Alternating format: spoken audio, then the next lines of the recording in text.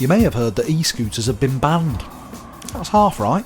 Private e-scooters are now illegal, on pain of 6 points on your driving licence.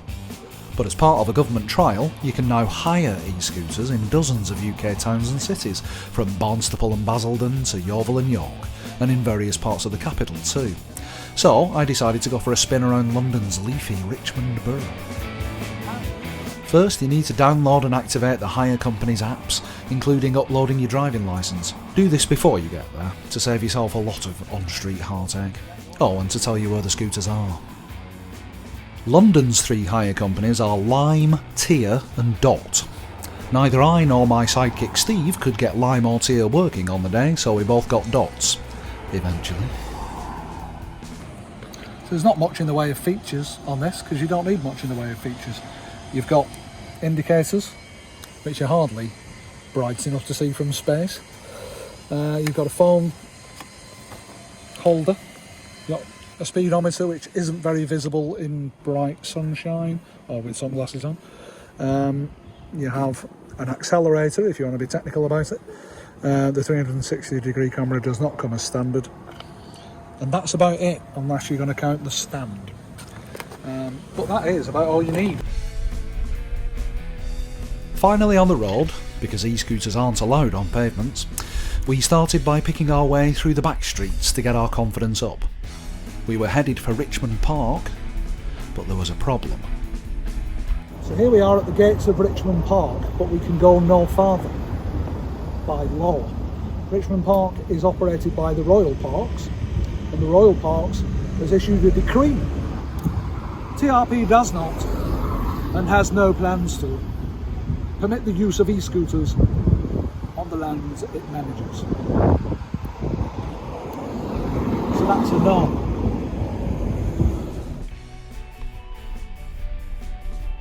Thwarted, we rode instead down the steep Star and Garter Hill, the limiters kicking in to stop us topping the 12.5 mile an hour maximum speed. The big question is, what's it like to ride? Well, safer than you might think, thanks to the big 12-inch tyres and that perhaps frustratingly low speed limit. It is, after all, a safety assessment trial. Speaking of which, helmets are recommended but not a legal requirement. I brought my own, I didn't fancy my chances. The controls are intuitive, although the indicators are all but invisible in the sun, and your bike-like bell won't exactly cut through the boom of a bus or lorry. We've reached the end of the road. It doesn't look like the end of the road, but it's the end of the borough. This road goes from Richmond Borough into Kingston Borough, and Kingston Borough is not part of the trial, so the geofence has kicked in and told us we can go no further.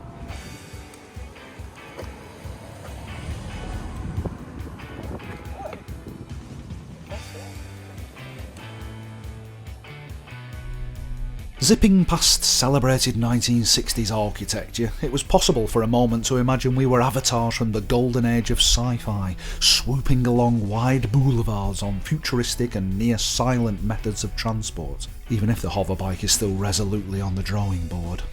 The only difference was, we were wearing not silver suits but high-vis jackets. All things electric have a limit, and batteries don't last forever. We decided to see if the scooters could make it back up Star and Garter Hill, but some badly placed traffic lights cost us our momentum and we were forced to tack sideways. Instead we swung up Nightingale Lane and our dying Dots bravely chugged up the slope, before having a breather near the summit. They did make it to the top, sadly our cameras did not. The Dot, our fearless e-scooter, did make it up the hill, but it was limited thereafter. I received a warning on my phone telling me that the battery was dying, and because of that it would restrict it and it would only do 8 mile an hour after that. Luckily there's a space nearby. Call up the app, end the ride, go to park. I'm out in the parking spot, yes, take a photo.